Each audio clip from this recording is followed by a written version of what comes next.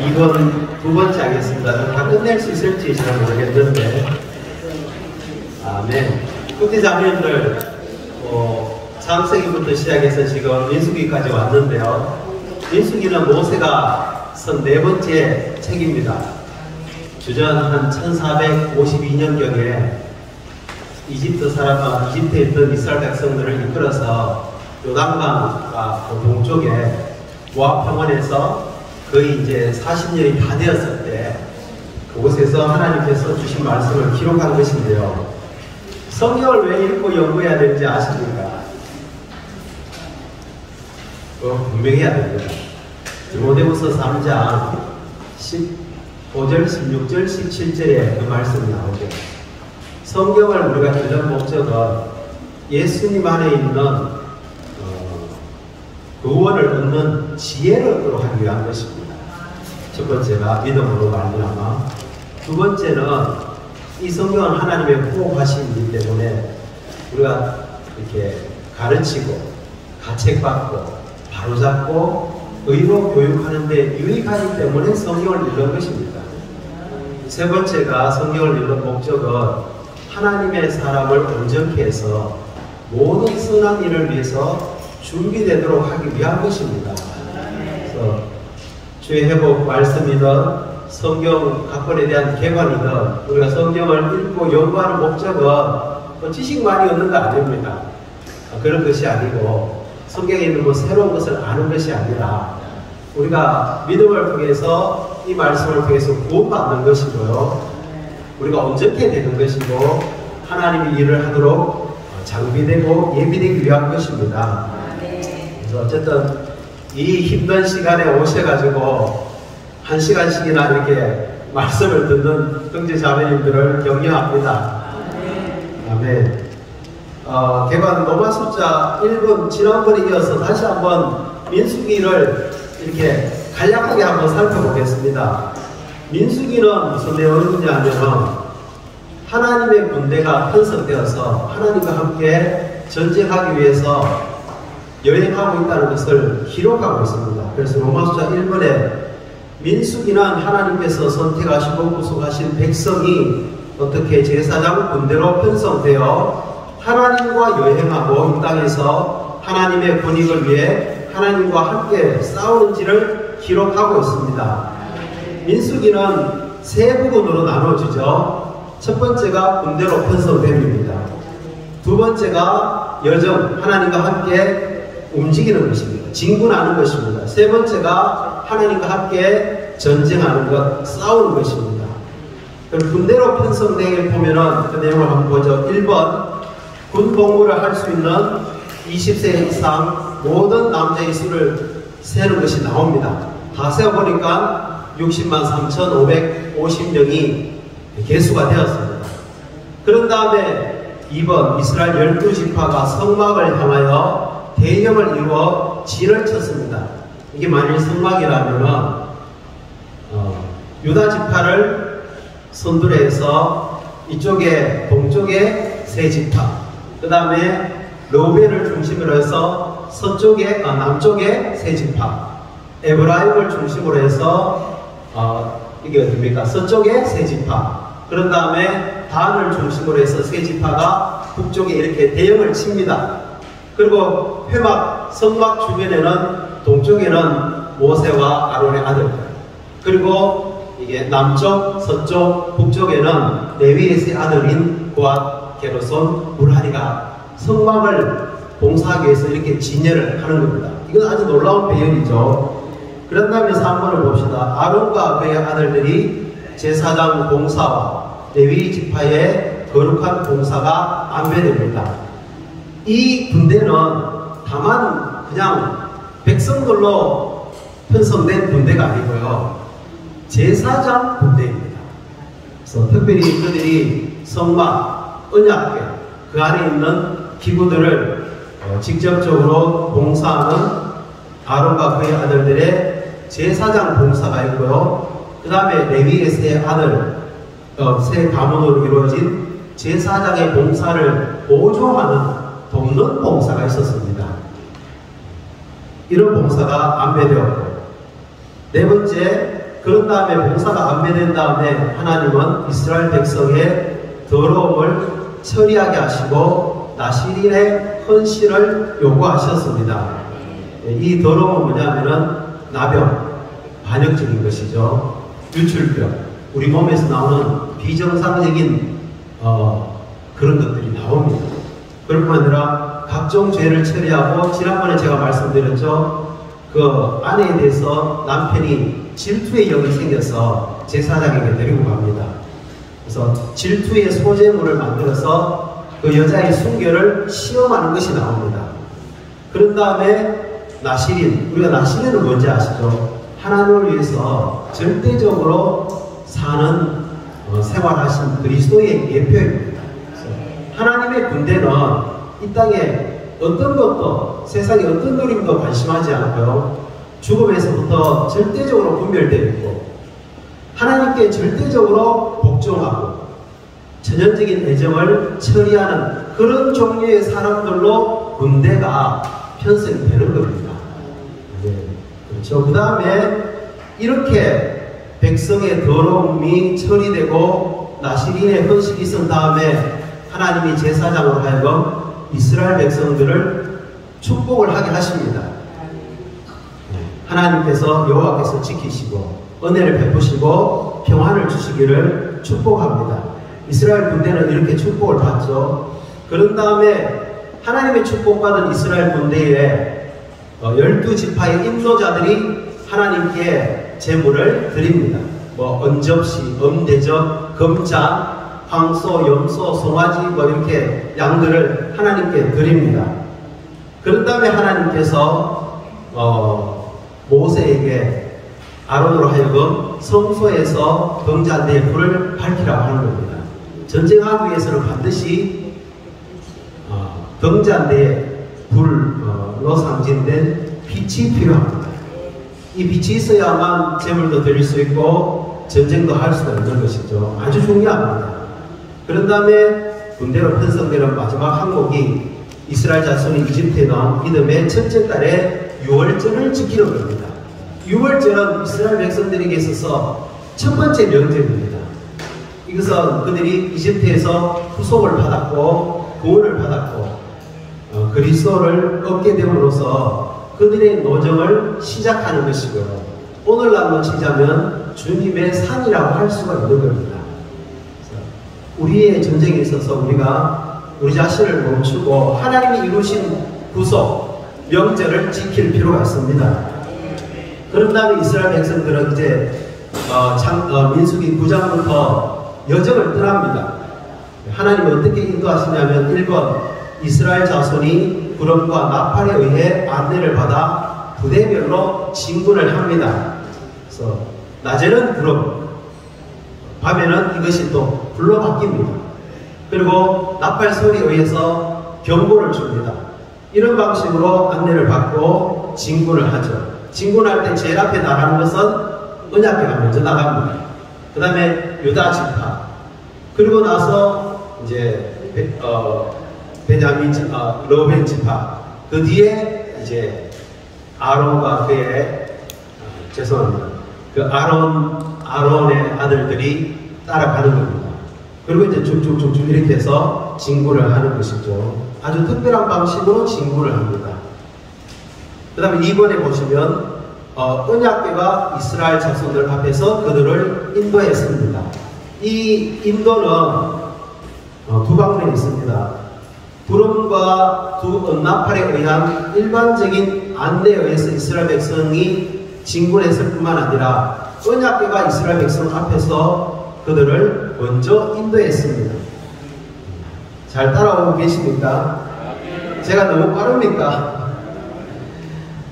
자, 그런데 이렇게 인도했는데 문제가 생겼습니다.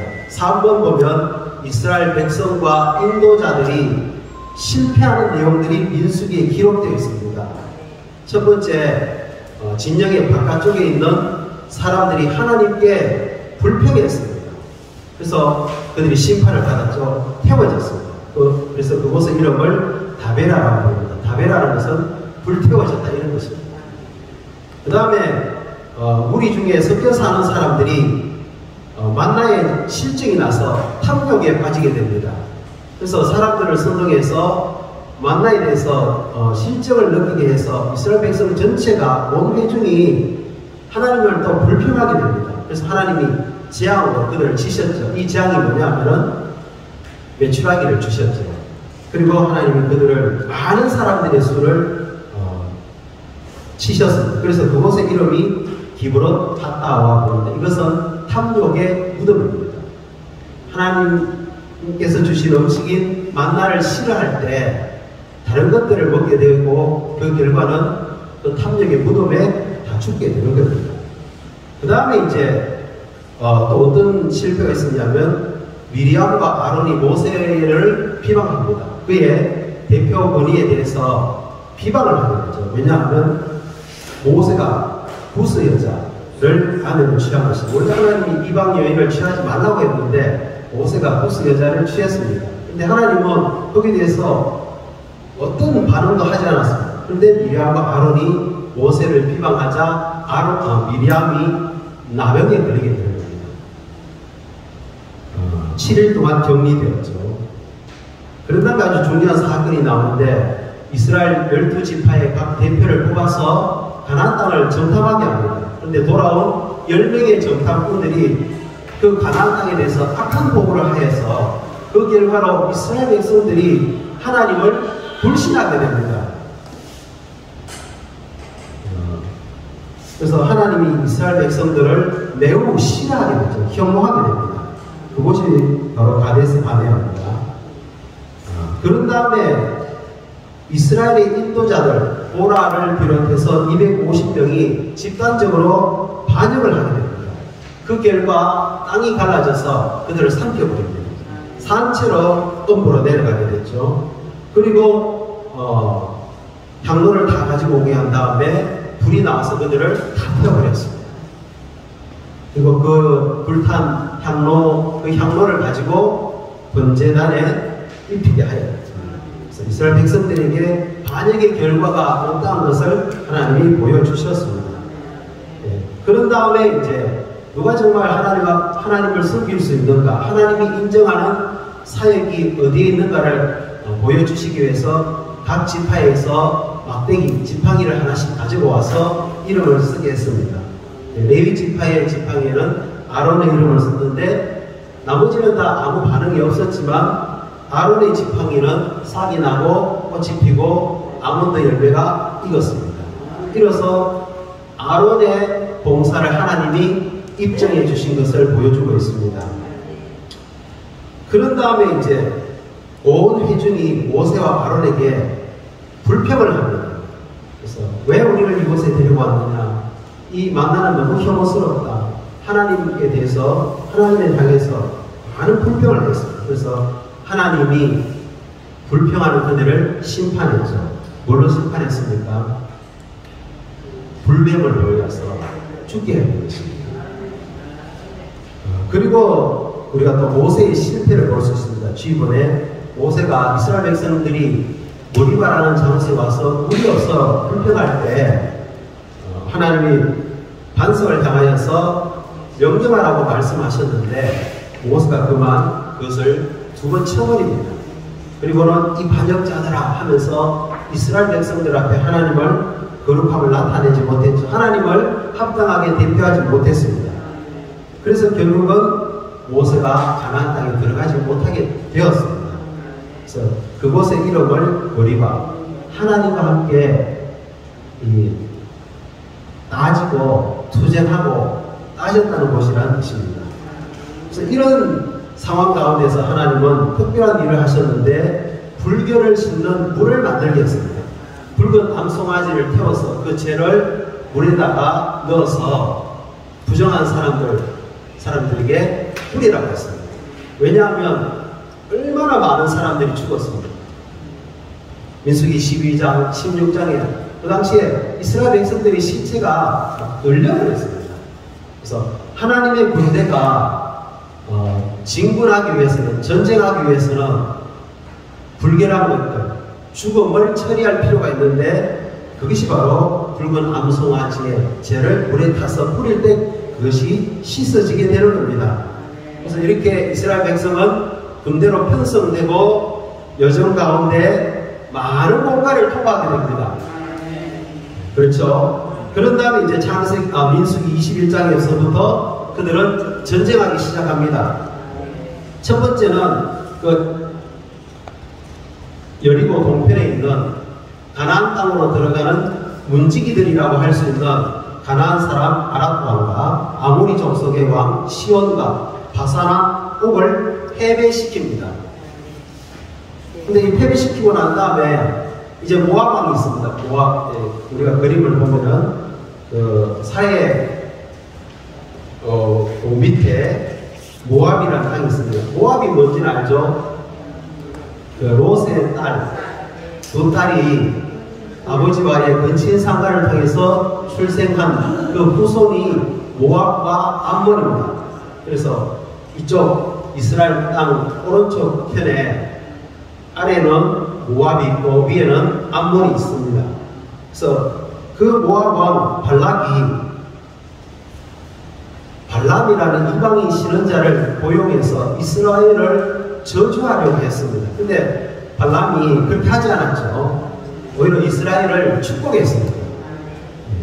그러나 결국은 발람이 불의의 삭슬을 받고 이스라엘을 저주하지는 않았지만 그 뒤에 어떤 일을 했느냐면은 음행하게 해서 우상숭배함으로 또 11,000명이 죽도록 만들어버렸습니다. 그래서 이스라엘 백성이 음행과 우상에 빠지게 되었죠. 자, 이런 것들을 다 통과한 다음에 정결하게 한 다음에 하나님은 다시 한번 이스라엘에 군복무를 할 수 있는 20세 이상의 남자의 수를 세우라고 했습니다. 그 수가 60만 1,730명, 처음보다 한 1,800명 정도 줄었습니다. 그런 다음에 하나님은 모세에게 미디안 족속을 치라고 이야기하셨습니다. 그래서 모세가 각 지파마다 1,000명씩 군대를 모아서 12,000명을 보내어서 미디안을 칩니다. 미디안은 어떤 사람이냐면 아브라함의 그 둘째 부인 그둘라입니까? 그둘라의 아들이 미디안입니다. 그리고 이제 이 미디안은 모압 족속과 함께 이스라엘을 저주하기 위해서 함께 동맹한 사람들입니다. 요셉이 이집트로 팔려갈 때 미디안 사람들이 그들을 팔아버렸습니다. 그래서 이스라엘에게 했던 그 악한 일을 인하여서 특히 발람이 여기에서 나왔습니다. 이 미디안 족속을 하나님은 그 악을 심판하도록 하셨죠. 그런 다음에 하나님은 좋은 땅을 나누는 일을 미리 안배했습니다. 동쪽에는 누굽니까?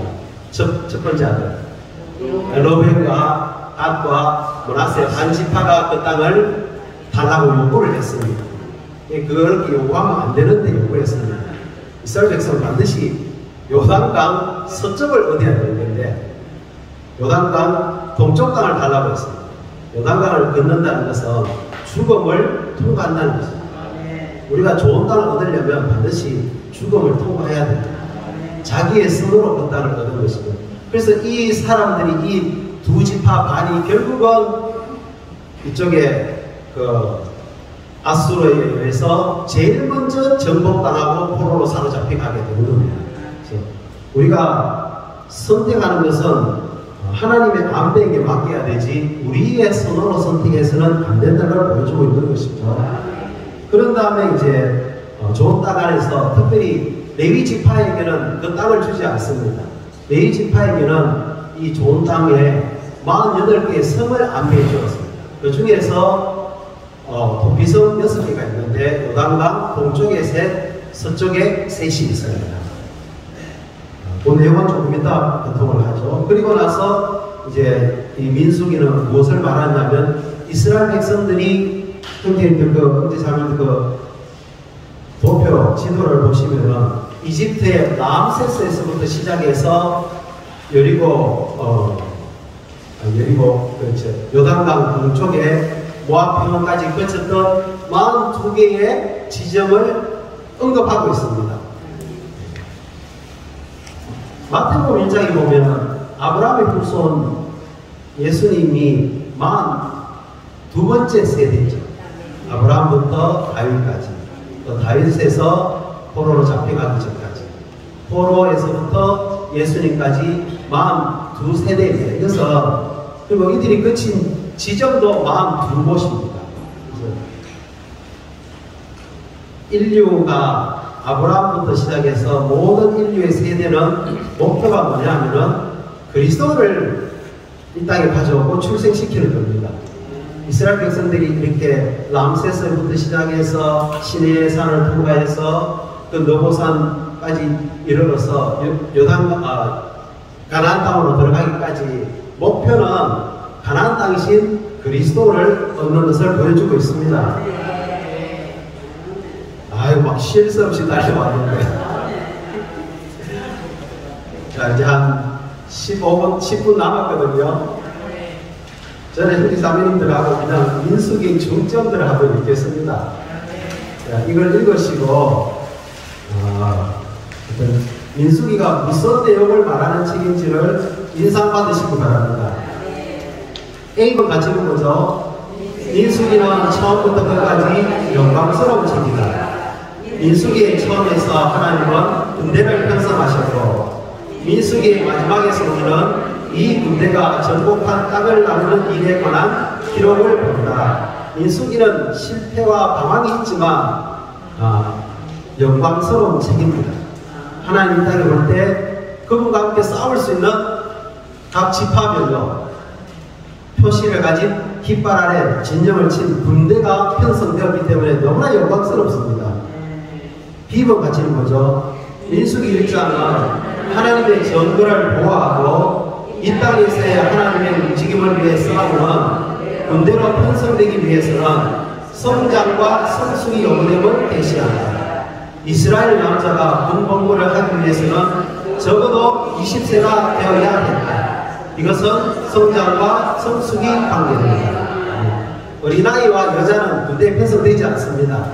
어린아이는 약한 자들, 미성숙한 자이고 여자는 약한 자들을 가리키고 있습니다.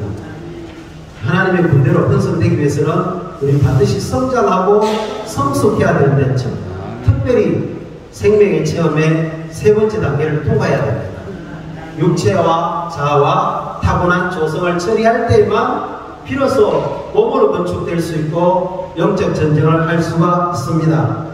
형제 자매님들, 우린 더 성숙해야 됩니다. 반응이 없으시게. 시간이 없지만 제가 이 말을 하겠습니다. 이스라엘 백성들이 첫 번째 세대는 광야에서 다 죽었습니다. 첫 번째 20세로 계수된 이상은 다 죽었습니다. 그 다음에 민수기 27장에 와서 새로운 세대를 계수했습니다. 이전에 형제 자매님들의 교회 생활이 어떠했는지 모르지만 그때가 영광스러운 순간도 있었고 아닌 순간도 있었지만 주님 아직 오시지 않았어요. 다시 새로운 세대가 되고 싶지 않습니까? 육신적으로 20, 30대 지금의 교회 생활하는 젊은 세대뿐만이 아니고 우리가 다시 한번 새 사람이 되어서 새로운 세대가 되어서 활력그룹 안에서 정말 싸우고 싶고 원수를 패배시키고 싶고 이 포항 땅을 점령하고 싶지 않습니까?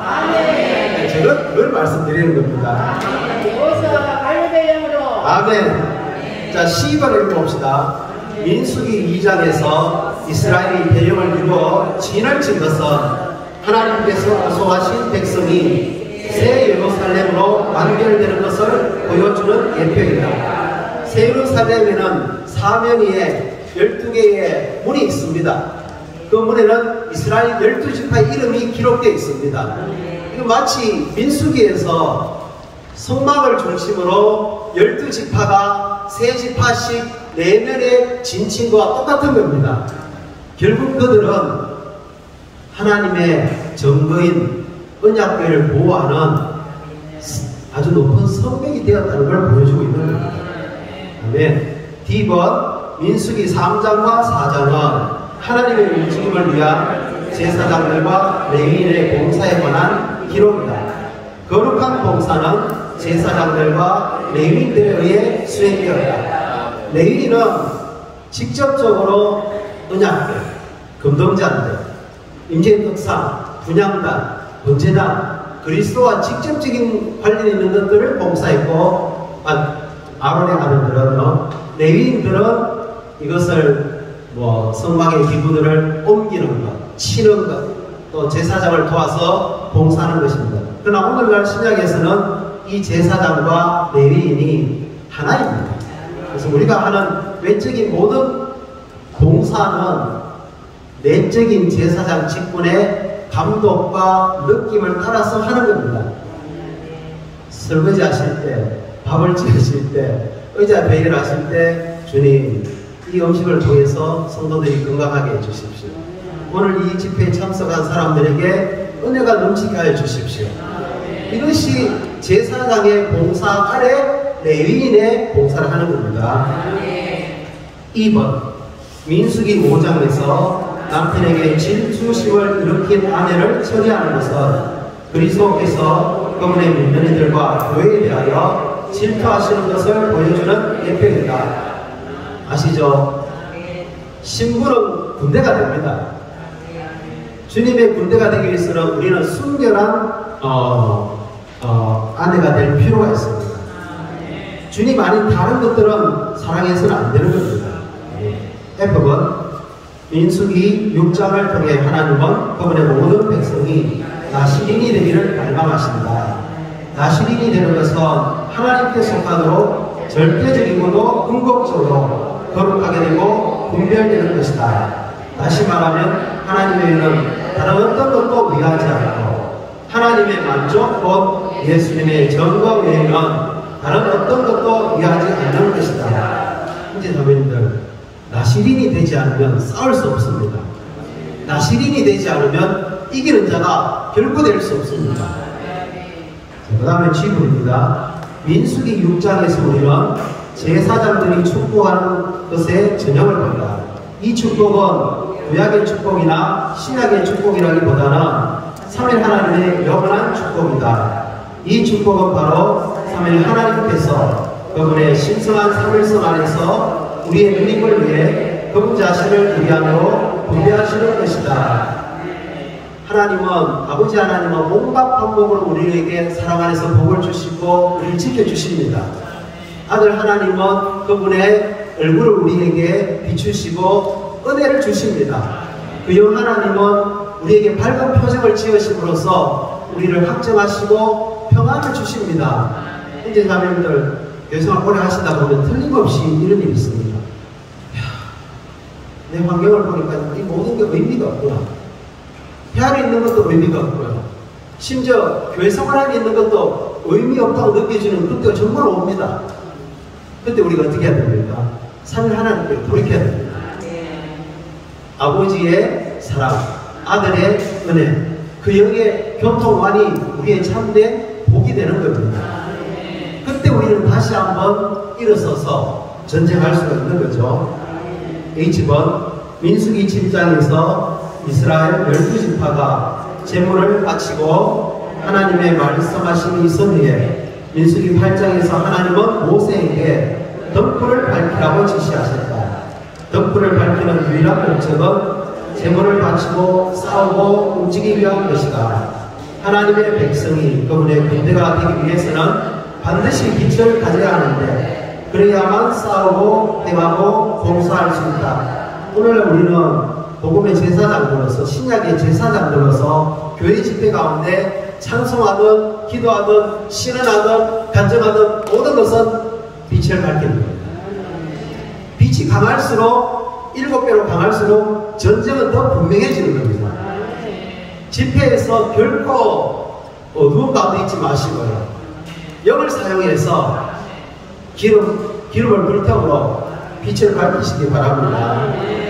이번 이집트에서 나온 모든 이스라엘 자손 가운데 중에서 오직 두 사람, 여호수아와 갈렙만이 좋은 땅이 되었다. 하나님의 권익을 위해 싸우는 오늘날의 갈렙으로서 우리가 좋은 땅으로 예표되신 모든 것을 포함하신 그리스도에 대한 이상을 보며 사탄적인 혼돈을 정복하고 신성한 경륜 안에서 승리하는 것은 매우 중요하다. 근데 자매님들, 연세가 어떻게 되실지 모르지만 갈렙처럼 85세가 되어도 강하셔야 됩니다. 비결은 뭡니까? 하나님의 보호하는 능력 안에서 하나님의 약속 말씀을 믿는 겁니다. 그리고 모든 네피림들을 먹어야 됩니다. 모든 어려움들을 먹을 때 우리는 강해질 수가 있습니다. 사탄적인 혼돈을 정복하고 신성한 경륜 안에서 우리는 승리하는 자들이 될 수 있습니다. 자, 뒤에는 나중에 할게요. 민수기 9장에서 하나님은 구름과 두원 나팔을 통하여 그분의 백성을 일반적인 방식으로 안내하셨다. 하지만 그분은 민수기 10장에서 언약궤를 통해서는 그분의 백성을 특별한 방식으로 인도하셨는데, 이 언약궤는 십자가에 못 박히시고 부활하시고 지금은 성천 안에 계신 그리스도입니다. 아멘. 민수기 옆입니다. 민수기 10장에서 모세가 이렇게 말씀합니다. 언약궤가 쉴 때, 언약궤가 이렇게 움직일 때, 여호와님 일어나십시오. 원수들을 흩어지게 하십시오. 언약궤가 쉴 때는 천만 이스라엘에게 돌아오십시오. 우선 성천하시고 다시 오시는 그리스도에 대해서 말씀하고 있는 겁니다. 우리 어떻게 전쟁합니까? 언약궤가 우리를 인도해야 됩니다. 우리의 교회 생활의 승리의 비결은요, 사람이 연구하고 보완하고 조직 잘 꾸리고 그런 게 아닙니다. 하나님의 증거이신, 하나님의 체현이신 그리스도를 높일 때, 성천하시고 부활하시고 성천하신 그리스도를 어떠므로 높일 때 우리는 백전백승입니다. 그리스도를 낮출 때 우리는 백전백패입니다. 그래서 주 예수님 오늘 다 끝내지 못했는데요, 다음에 하겠습니다. 어쨌든 하나님의 눈에 보실 때 이 땅에는 하나님과 함께 전쟁할 수 있는 군대가 편성되었습니다. 많은 공간을 배웠습니다. 불평도 하고 원망도 하고 탐욕도 부리고 반역도 하고 처리받았습니다. 이제 그들은 온전케 되어서 하면서 전쟁하면서 승리하는 것입니다. 정말 우리의 활력그룹 안에서 우리가 함께 진영에 갖춰서 승리하는 교회 생활 안으로 다 들어가기 원합니다.